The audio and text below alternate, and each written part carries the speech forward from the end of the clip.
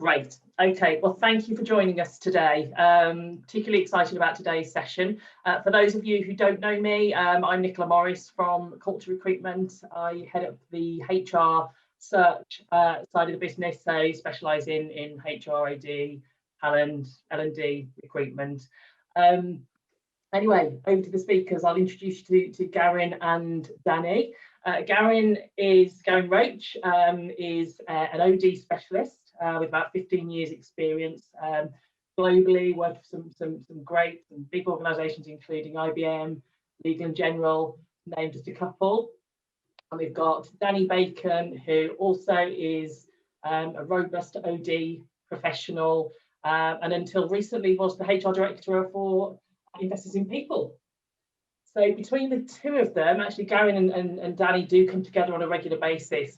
They host the Distinction podcast and they share insights on various leadership topics. And what I'll do shortly is I'll put a link to their podcast. So if you like to follow them and join some of those podcasts, then obviously you're more than welcome to. But anyway, this is, as I say, particularly interesting topic.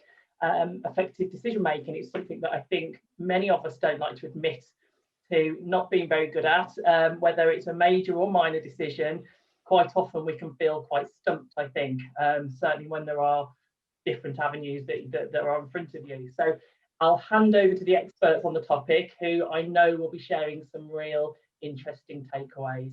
I'm really glad you've been able to join us today. So our webinar today is all about decision making. So Garin and I are really looking forward to sharing some of what we learned when we dug into the research all around decision making. I'm Dani. My background's in organisation and people change. I spent 6 years as Director of People and Business Services at Investors in People, and I was part of the leadership team that took the organisation and led the transition of the organisation from the public sector and set it up as a not-for-profit back in 2017. I had a kind of broad remit when I was there. I looked after people, HR, board, governance, risk, IT, and a fair other few things that got tacked on. It was a really steep learning curve taking an organisation through that kind of massive culture change of public sector to not-for-profit. But it also gave me this huge scope to reimagine everything people related, not least a whole new people strategy where we put wellbeing right at its centre. So I left Investors last July and I now run my own consultancy practice. And I really enjoy seeing how decision making unfolds in organisations. So it's really interesting to see how all the factors come together, what gets included, what gets left out, how the people stuff plays out and the dynamics come into play. So really looking forward to sharing our insights and experiences today. So Garin, do you want to introduce yourself? Hi there. Yeah, really nice to meet everyone. I'm Garin. I'm an organisation development consultant. You're HR practitioners, so you'll know what OD is. And one of the major parts of my role is that I support leaders, leadership teams and boards on decision making, management and governance as well. So essentially, if you had to boil it down, it's the right decision at the right time with the right people in the right environment with the right authority applying the right process. And exactly what Dani is saying there, an organisation's success is the sum of all the decisions that it makes. So it's a decision making is something that organisations could really benefit from spending some time developing that capability. Brilliant. Thanks, Garin. So before we go on, I'll just say, Nick mentioned we've got podcasts, and thanks to the wizardry of Zoom, you can click on any of the images that are on the screen now and they should take you directly to our YouTube channel and the podcast links. So I'm not suggesting you try and multitask and watch them at the same time as listening to us, but you can click on them and save the links and bookmarks to watch them later, but we'll also remind you at the end how you can access those if you want to. So Garin and I met nearly 3 years ago now, I think, when I engaged him to do some work with the newly formed senior leadership team at Investors in People. And from that, we found a shared interest and commitment to making organisations better. And we just really enjoyed working together. So it's one of those really good examples of in-house HR and an external consultant working in partnership to really make a difference and an impact in an organisation. So we'd both completed masters, and so we'd come across extensive research out there that can support leaders and organisations, but we also had a shared frustration that so much of it doesn't have a pathway into management and HR practice. So we started the Distinction podcast to start to bridge that gap. So far we've covered topics like leadership and remote teams, optimising team performance, and at the moment the most recent one was decision making. So we picked Distinction as its name. It was a bit of a nod to the kind of the idea of academic excellence and to the things that make an organisation stand out, and really helping leaders and HR professionals make that distinction between myth and fact when it comes to leadership practice. So there's lots of myths out there about things that help make organisations and leaders more effective, but less so on the facts and science to back that up.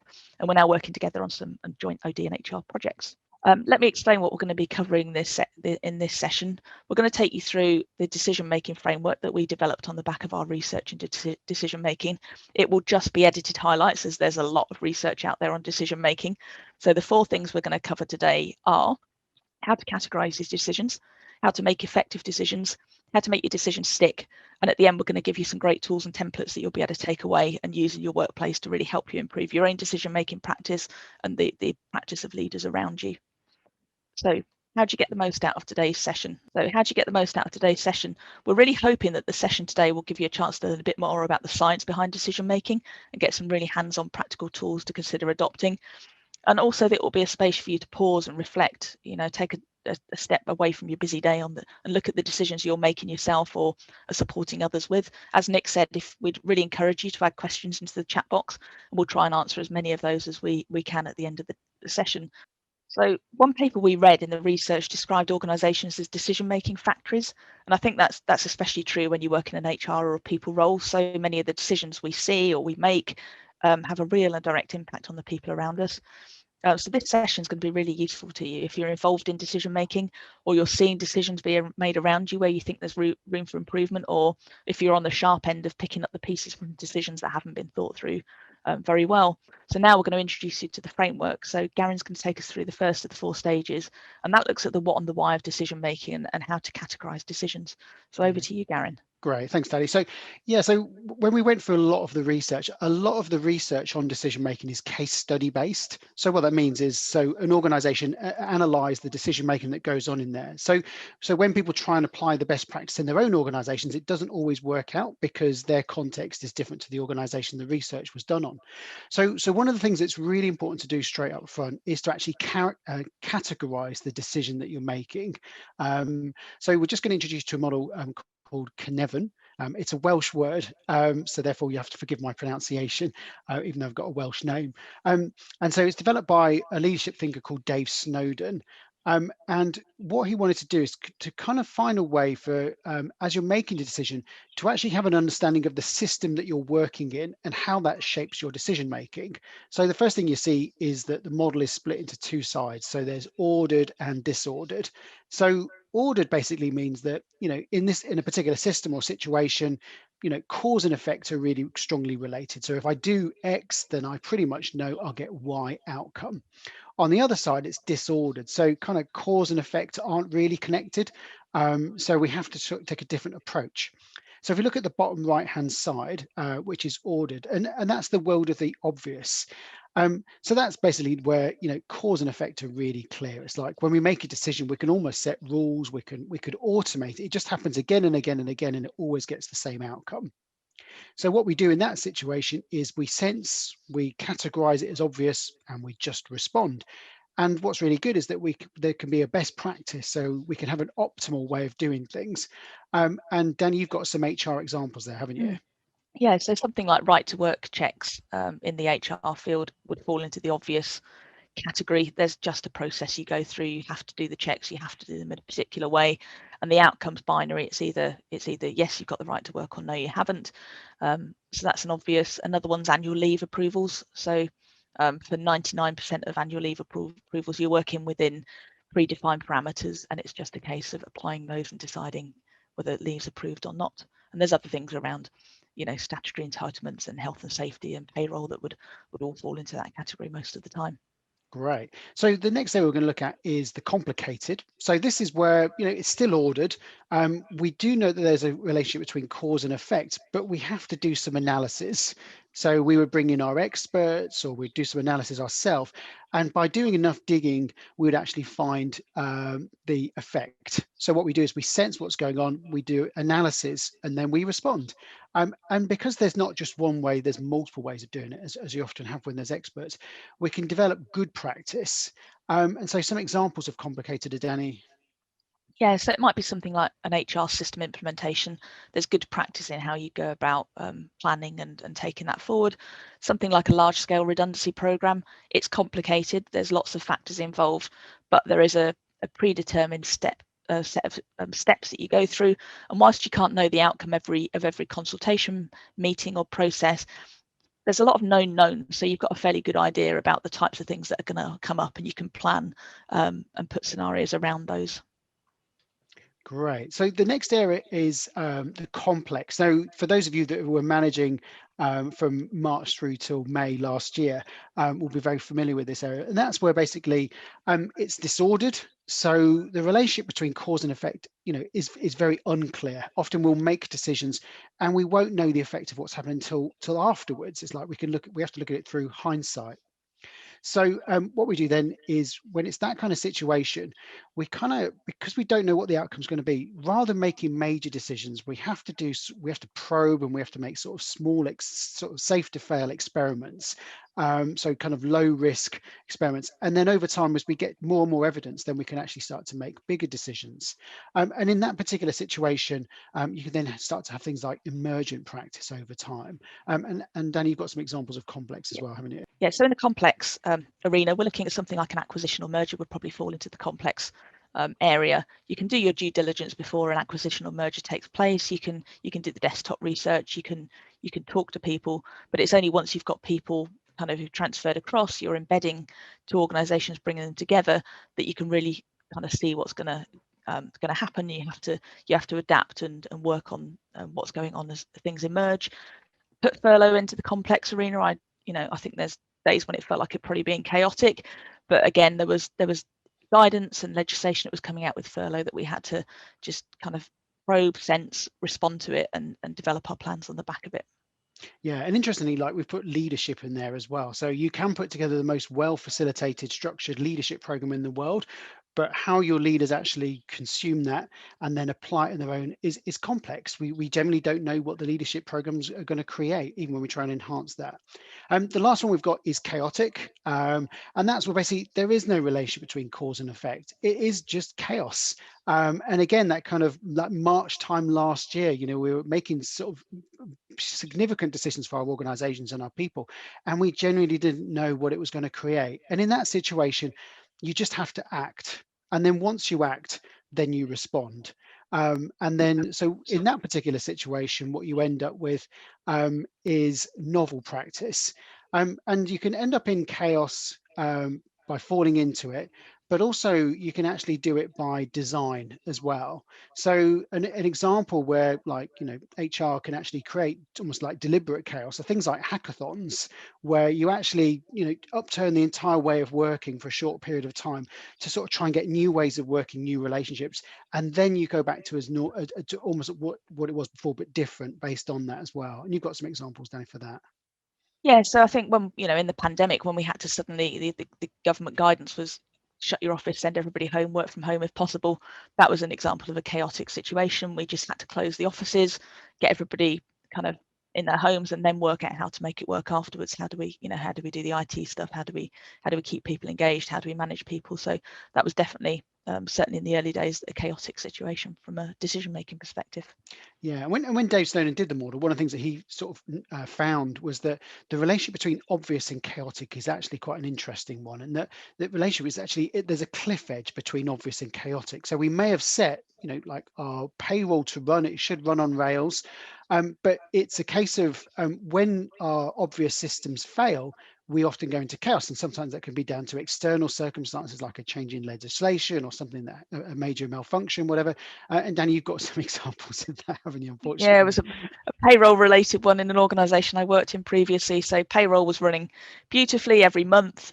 People were getting paid, and then our payroll provider managed to transfer our payroll money into somebody else's bank account, and we very quickly went from obvious to chaotic in trying to sort that out in very short order, so that we still had the money in the right place to pay people. So yeah, so I guess the takeaway from that, for when you've got those obvious systems, is to not be complacent, to keep scanning the horizon, and always be looking just to test that it is still just that and it hasn't moved into other areas. So we're just going to do something called a chatterful now before we move on to the next section. Garin, do you want to take us through that? Yeah, absolutely. So it's just a chance for everyone just to engage with what we've just talked about there, and actually just to get involved in the chat box as well. So as we've been going through those different descriptions, just thinking about your own role in your own workplace. So in the chat box, you you just only have to write one word. So in the past 12 months, which of the 4 categories have most of your decisions fallen into? Is it obvious? Is it complicated? Is it complex, or is it chaotic? So I'll just give you a couple of moments just to write your word in there. Thanks, Katie. The complex, the tricky area. Helen as well. Jay Donald, chaotic. Wow, that must be tiring being in there for, for 12 months. Interestingly, the research shows that the predominantly most managers live in the world of the complicated and the complex. So really, it is important to have different methods of decision making. What the decision making research also finds is that the way in which you've got the place where you've got the most experience is how you'll approach most decisions. So if you have generally been, done most of your working life in an environment which is obvious, when decisions to be made, you'll try and apply those obvious rules. So that's really useful to have that tool to have new ways of working. Great, lots of complex coming through. Thanks, guys. Not surprising, especially when you've got a lot of HR and people on the call. So now's time to turn to the second part of our decision kind of making framework, and that's all around the people dynamics, so the who of decision making. So people play a really vital part in any decision making process, and we look at the people dynamics from three aspects. So first up, we've got stakeholders. Who do you need to be involved in the decision making process? We haven't got time to go into that today, but we've got some collateral we can share at the end that will give you a bit more on that. And then the second element is ourselves, essentially, and how we show up and impact the decision making process. And Garin's going to take us through that in a little bit more detail now. Yeah, and this is a big topic of discussion at the moment, and it's basically sort of first principles with decision making. It's like, so who am I, and what do I bring to the decision making process? So one of the areas that is significant is the area of bias, and you hear lots of people talking about it. As I mentioned, there's 185. We're not going to unpack all of those, but what we're going to do is just give you 3 of the most significant ones, just quickly, and some tactics and strategies for addressing that as well. So what they found is the research is that the reason why kind of biases occur, there was some research done by Simon and March, and they found that humans generally kind of satisfice. So satisfice basically means where we search for alternatives, but only to the point where we find an acceptable solution. Rather than looking for an optimal, perfect solution. So what happens is we take shortcuts, we apply rules of thumb and heuristics, and most of the time, because we've got so many decisions to make, these shortcuts serve us well, but they also leave us prone to mistakes and also our cognitive limitations, and they can lead to errors in judgment. And very smart teams can make poor decisions based on these biases. So let's just look at the first one. So the first one is overconfidence bias, and Daniel Kahneman, who's a Nobel Prize winning researcher in this area, said if I could eliminate one bias, it would be overconfidence bias, and it's everywhere, and we're all susceptible to it. The research shows that 80% of us are susceptible to this in a variety of different circumstances, and it's basically where we're overly optimistic in our diagnosis of a situation, or that we're overconfident in our own judgments. We just believe that we can do something, even if others have failed. So, the amount of change initiatives, we know that the number is around about 70%, but we keep doing these change initiatives and keep adding to that statistic continually. And often that is underpinned by overconfidence bias. And you'll sometimes see it presented in terms of, overly ambitious timelines. And I guess, so what can you do to address this? Well, one of them is a nice tool, which is the pre-mortem. And that's where we sit down and we just test our decision to destruction. We think, well, how might this decision not work? And then from there, we then start to identify where we may be overlooking things. Another thing is to introduce the idea of probability. Now, lots of managers, when they present their ideas or decisions, they do it with a lot of certainty, and direct reports think, well, who am I to challenge that? So if we actually introduce our ideas with probability, so for example, we predict that we've got a 70% probability that this will work. What it does, it invites our teams to think about that 30% where it may not work, and therefore they're more likely to actually share their concerns or their different perspectives, and that means that we're more likely to have a better decision. And Dani, you've got some thoughts on that as well, haven't you? Yeah. So there's a really nice quote I heard somebody at a conference talk about in that kind of certainty fact, and the quote was, "There's no room for my uncertainty in your certainty." So being too certain doesn't give people room to express their uncertainty. And the other thing we found with overconfidence bias is some research around leaders. When a leader needs to make a decision and they're gathering input and opinions and intelligence from people around them, they will still place twice as much importance on their own facts and opinions as they will on the facts and opinions that are shared with them by other people around them, even if those people are experts. So it's worth being aware of that if you're gathering information from a variety of people, that you've got this tendency and this bias to place more weight on the things that you know and the things that you think than things other people are bringing to you. The next one we want to talk about is the recency effect, and this is one of a sort of a school of different biases which are really relevant. The recency bias basically is it's a sort of recall of information. So it's the last thing or piece of information that we recall when making a decision. So, for example, if we're walking into a meeting and we talk to the finance person last, and he or she is talking to us about overspend, then that will have an impact on us in terms of our worldview that we take into the meeting and how we make our decision. Now, for HR, that can actually play to our advantage. We can make sure we position ourselves to influence people that are about to make decisions before they do it, but it does leave us actually prone. And a really well-known example of the recency effect in action was from the 1990s, and it's from a book called Into Thin Air, and it was 2 Everest expeditions, and they were going for the summit, and the 2 tour leaders had only experienced, but the only experience they had was actually in the 90s when the weather was good. So when there was the question of potentially bad weather when they went to the summit, that recency effect kicked in and they believed that they could make it. The other tour guides had been climbing since the 80s, and there were years and years when they just couldn't get to the summit because of bad weather, and they were more risk averse. And again, it's just an example of how recency effect can have a huge impact on our appetite on risk and other things. Another thing, it would be amiss of us not to talk about intuition. Intuition has a place, and we all use our intuition all of the time. So therefore, how can we combine it into our decision making to help it work? So when they do brain scans, what they find is through neurological pathways is that intuition is basically pattern recognition. So our brain pattern matches based on our past experience. So the more experience we have, the more pattern matching we can do, and therefore the more we can trust our intuition. So experts have been doing for a number of years can often trust their intuition more and probably need less information to actually make their decisions, providing it's not novel or chaotic. But what you don't want to do is you want to put boundaries around your intuition to help it work. And Daniel Kahneman came up with the idea of disciplined intuition. So what he found is that rather than just applying intuition at the beginning of the process, when you've got a blank sheet of paper, if you actually do your intuition after the analysis and let it go to play then it's actually much more effective, and it's much more informed, and again can actually increase the chances of a better decision being made. As we say, we all use our intuition, and if you're trying to work with your team and you're making an intuitive decision, these guys have to go and execute your decision. And therefore, it's really important that they understand the rationale and the intent behind your decision. So Carl Veit came up with a really nice model. And again, this will be in the playbook for you to share, to use afterwards. And he came up with a very simple 5-step process. So step 1 is you share, here's what I think we face. So this is my intuitive understanding of the situation. Here's what I think we should do. So this is my intuitive belief. Here's why. So you're sharing your rationale with your team. Here's what we should keep our eye on. So this is what I believe might be the constraints or the challenges to this. And then now that I've shared my thoughts with you, go off into pairs or groups, have a discussion and come back to me, test my assumptions, challenge me, share your intuition, and we'll make a better quality decision together. So we've talked about the first two parts of people dynamics. We touched on stakeholders briefly. We've gone into kind of our own impact and role on decision making. So now we're going to turn our thoughts to group process.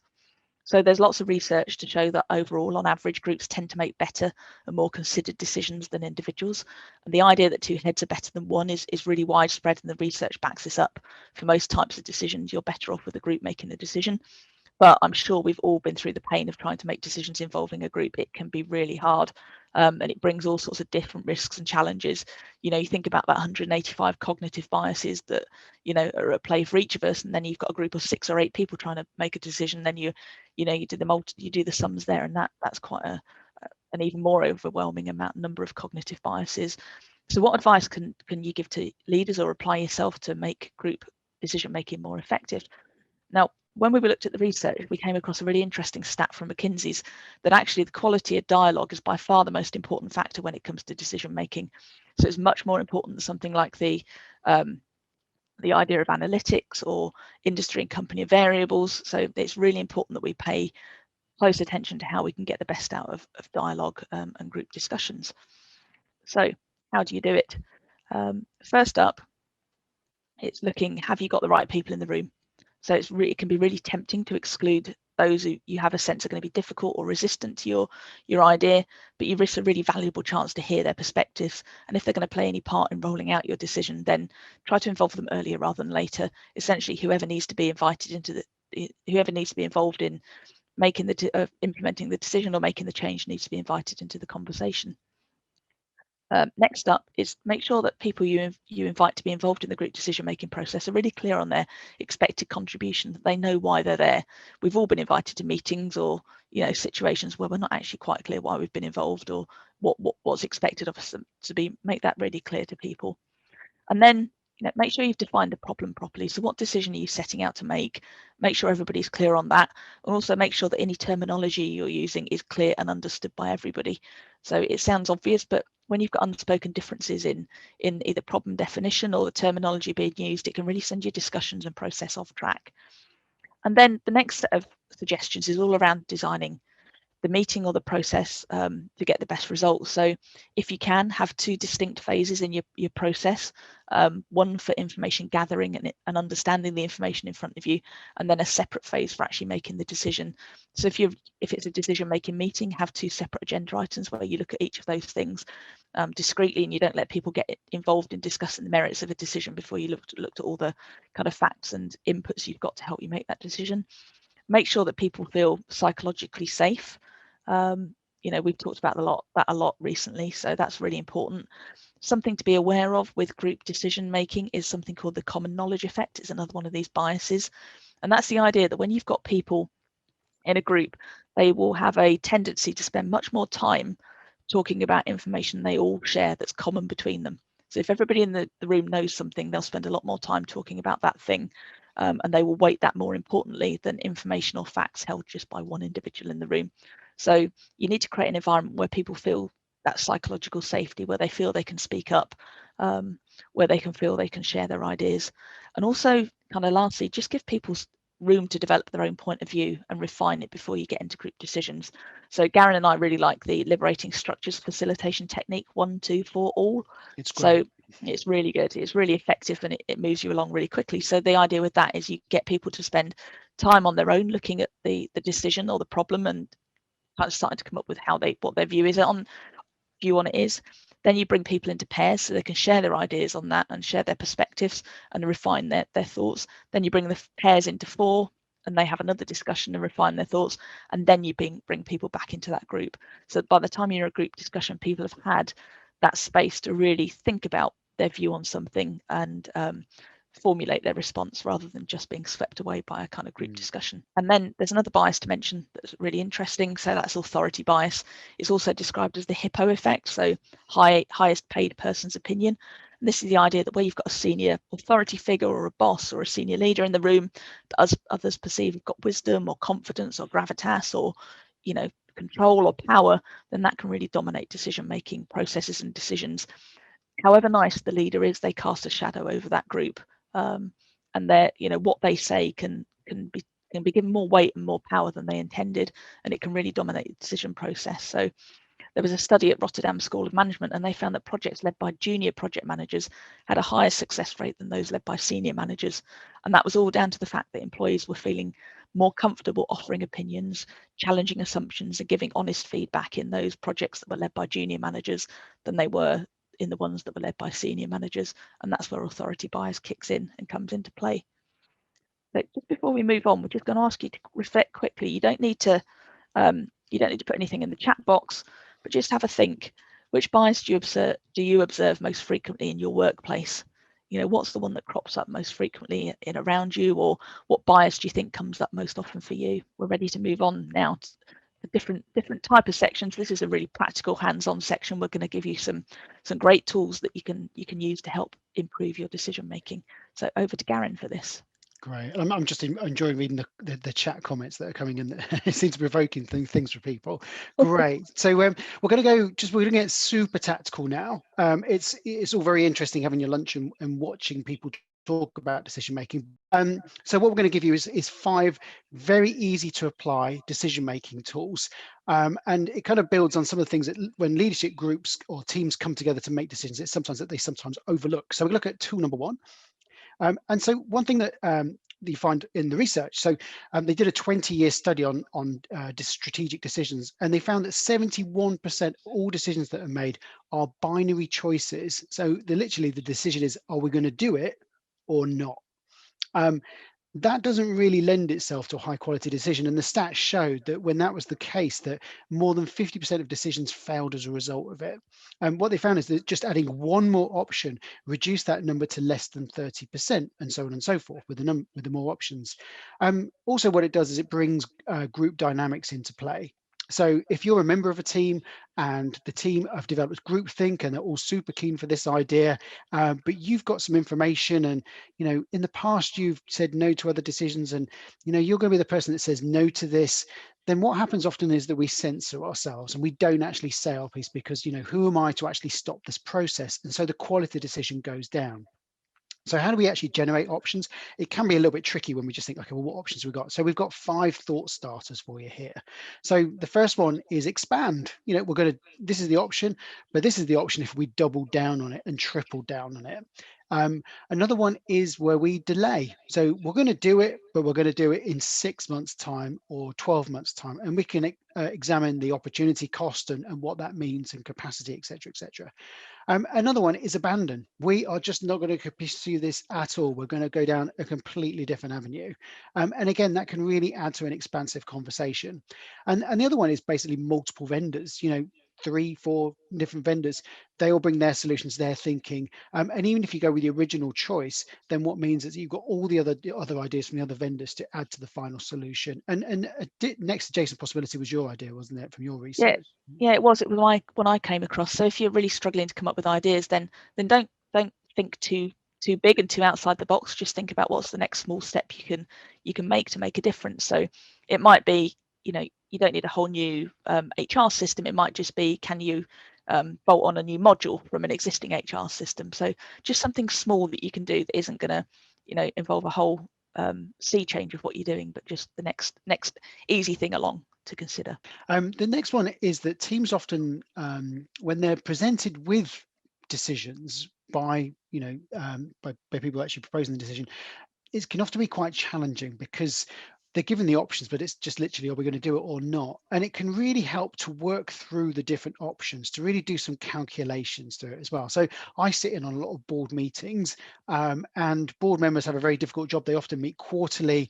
They parachute into the organization. They're faced with major strategic decisions. They don't have any context, and they may be given a paper with some narrative around it, but there's very few calculations. So a decision tree is a really nice way of provoking your thinking to really think through the options and different scenarios.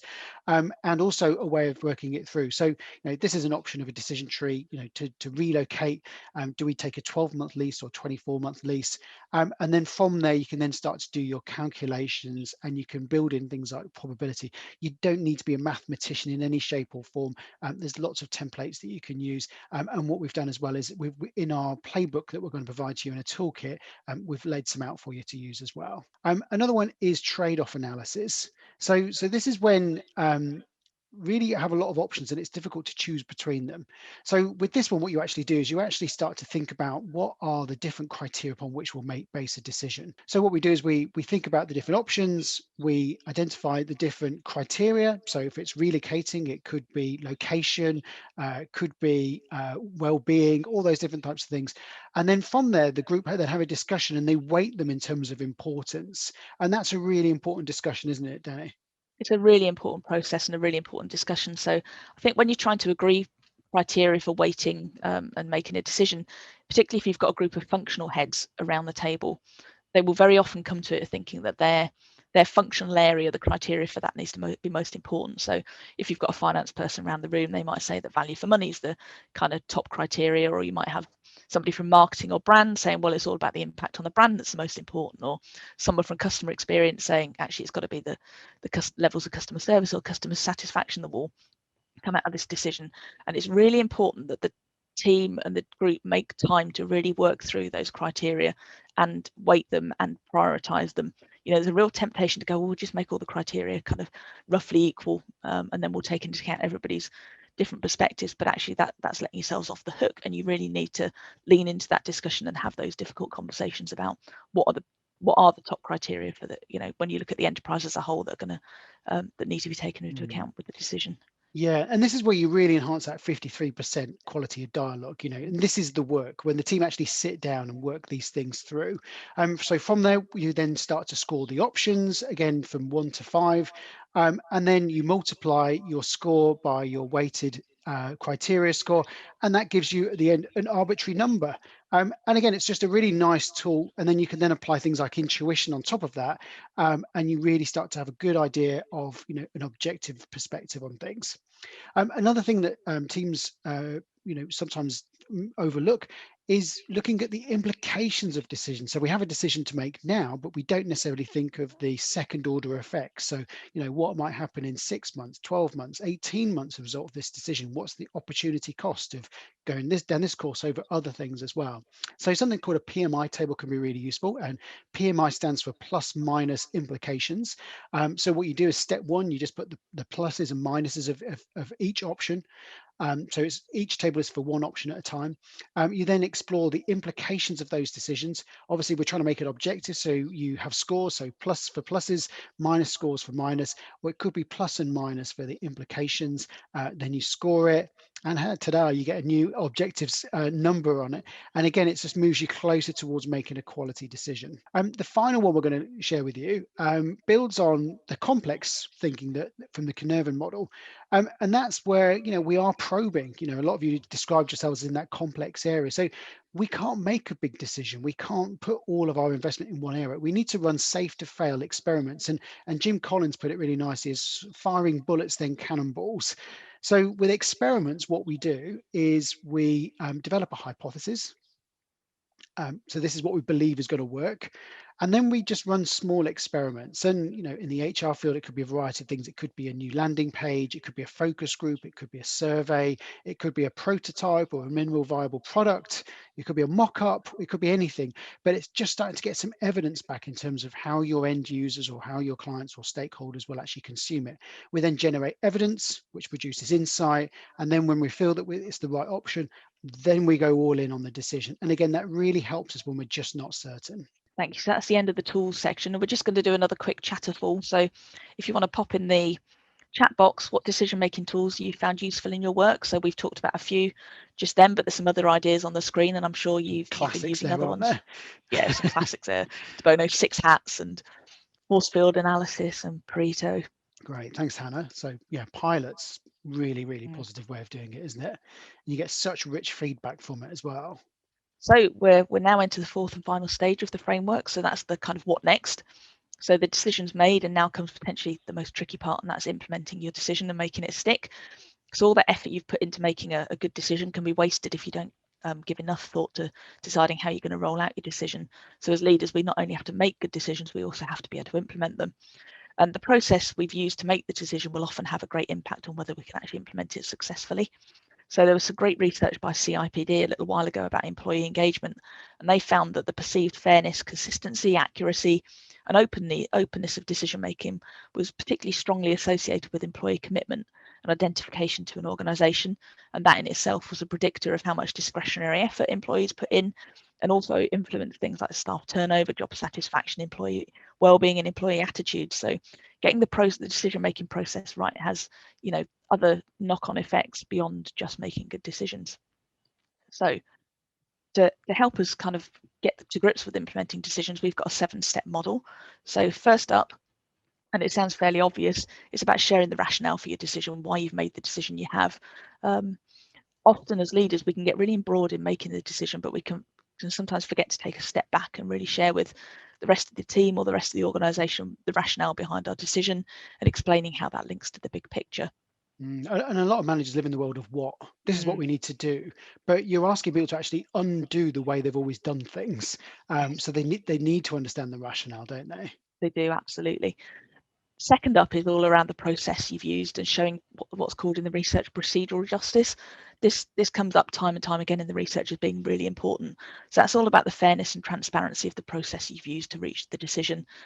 As leaders, we need to pay attention to two things. First up, was the process fair and transparent? So if people perceive that the decision was preordained, or that the process was just an exercise in paying lip service to consultation and collaboration, then they're less likely to buy into the decision that's been reached, and that will stick with you for future decisions as well. It will always be in the background.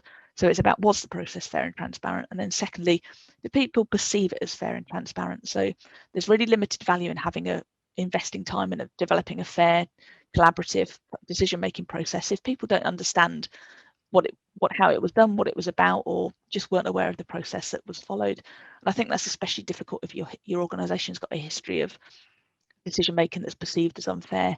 You'll need to kind of work twice as hard to change people's perceptions. So it's important to encourage ourselves and our leaders to test for alignment between their perceptions of the process and the perceptions of the people around us.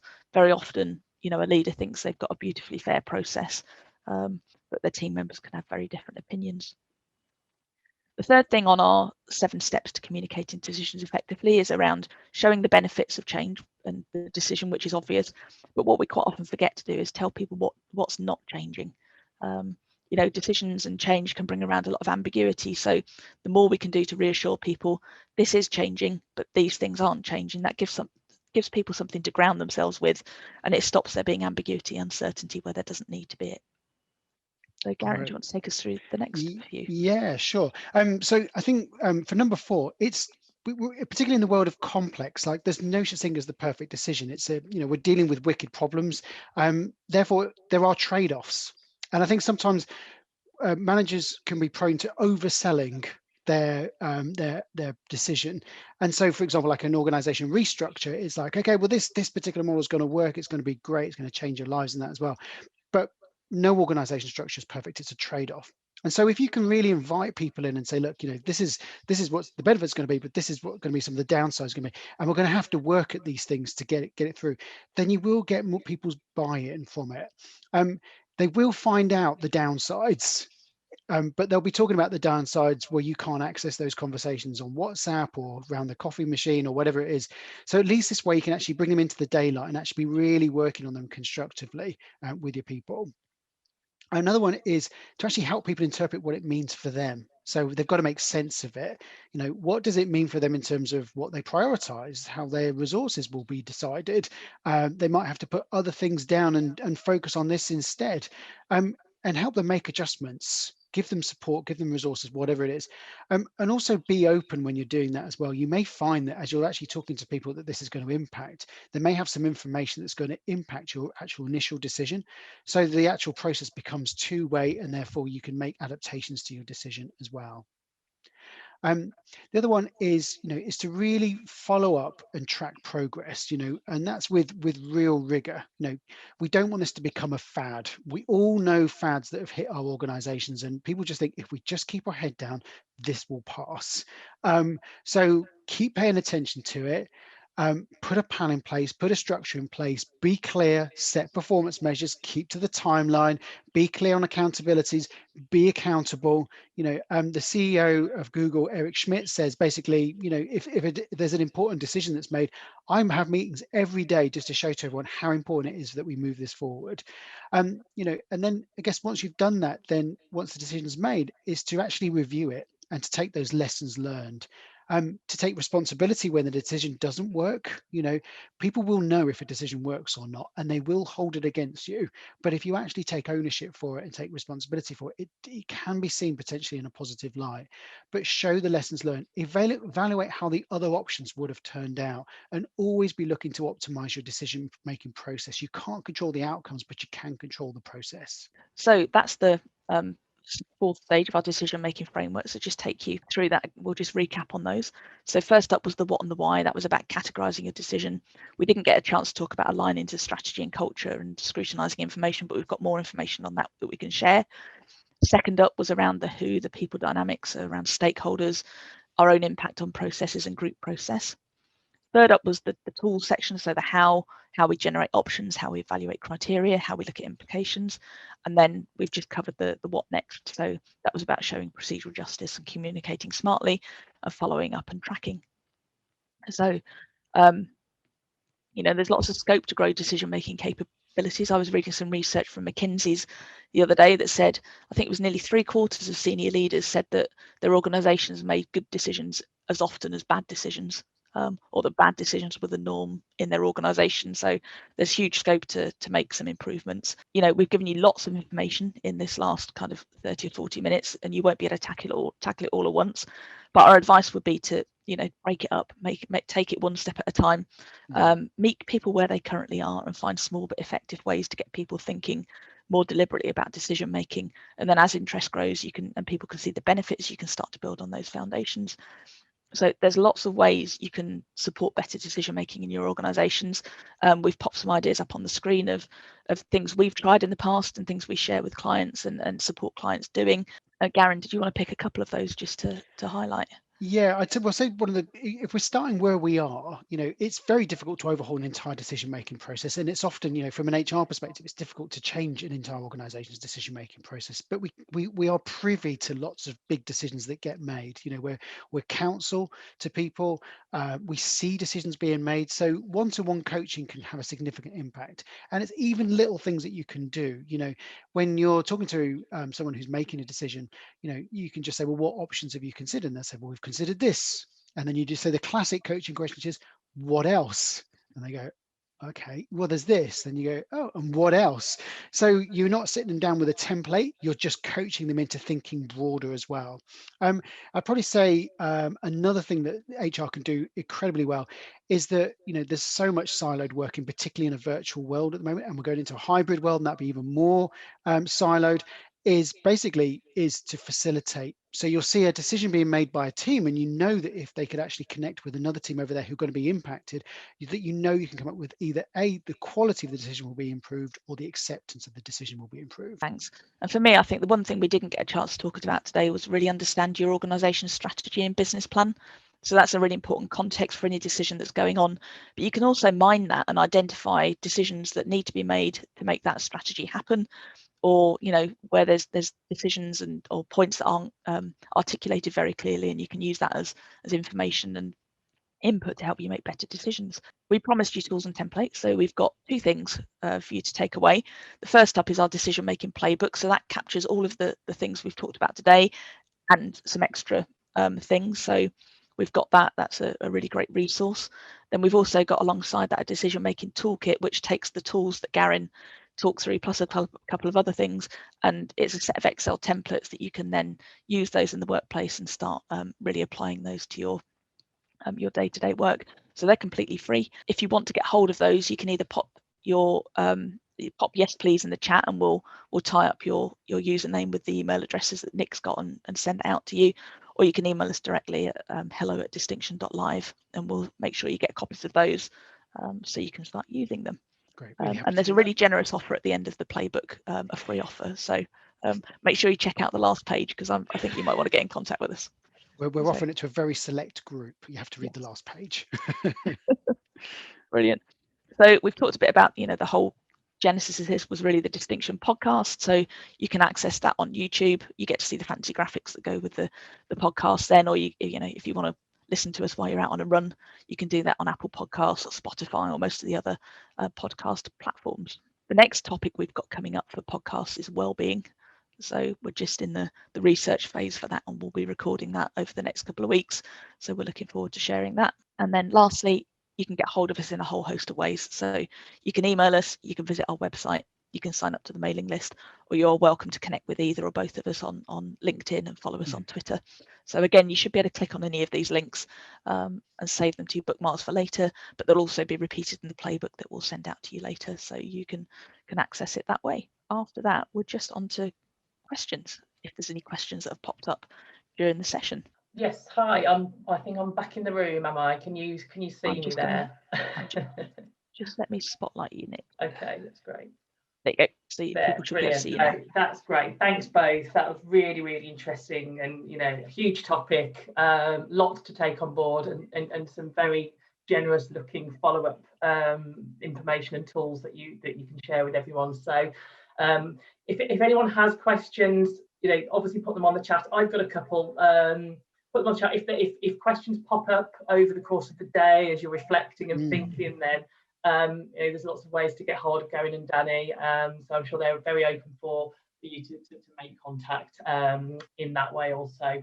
For me, I was just thinking about this. Obviously, HR are often at the forefront of very key decisions, but then on other times not so involved, but almost have to influence the managers that they're supporting. Any advice on how HR can influence that decision-making process rather than sort of being, if they're not actually involved in it?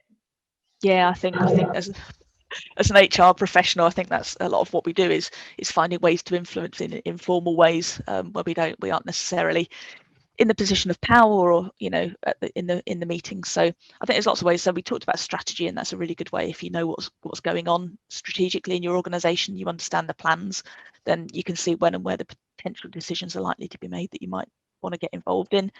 I think it's about being proactive and trying to have regular meetings with kind of key leaders and understand what's going on for them. If that's tricky, then maybe keep an eye on people's diaries and see what they're getting involved in and find informal opportunities to catch up and surface where there might be decisions that are in the pipeline that you think would be useful for you to be involved in. I think if you can build networks and relationships with key people, they might not be the most senior people in the business, but there's always people who know what's going on in every team. They might not be the most senior, but there's kind of those key network brokers, I think, that we talked about in previous webcasts. They can be a really useful source of information to help you be on the front foot. And I think if you can position yourself as a sounding board as well and be somebody that people know they can come to chat through things that are tricky for them, then again, you've got a chance to influence and shape what they're doing and how they're approaching things.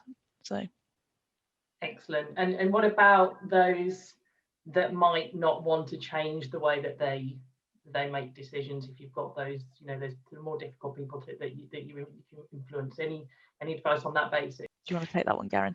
Yeah, we were talking about something this similar earlier, actually. I guess one of the things is for you to model best practice. So when people see you having meetings and they can see that your agendas are really organized, you're being really explicit with the decision being made, and that you're starting to introduce the idea of templates and whatnot as well, there's no better example of that.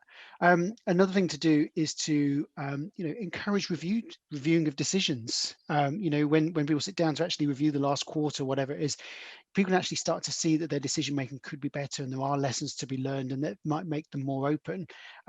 And the other thing that HR can always do is what we sort of mentioned is just ask really good coaching questions, but be informed by the frameworks that we've shared by, simple questions. So, trying to inquire what kind of calculations people have done on the options that have been done so far, or, what options have you considered, or what criteria are you basing your decision on?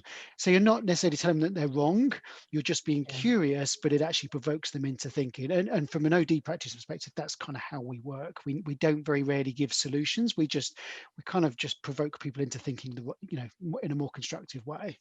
Yeah, excellent. Thank you very much. We're slightly 1 minute over our scheduled finish time, so we'll let everyone get off and get on with their day, shall we? No, brilliant, and thank you so much. It's very, very interesting, and there's lots of ways for us all to get in touch with you after this.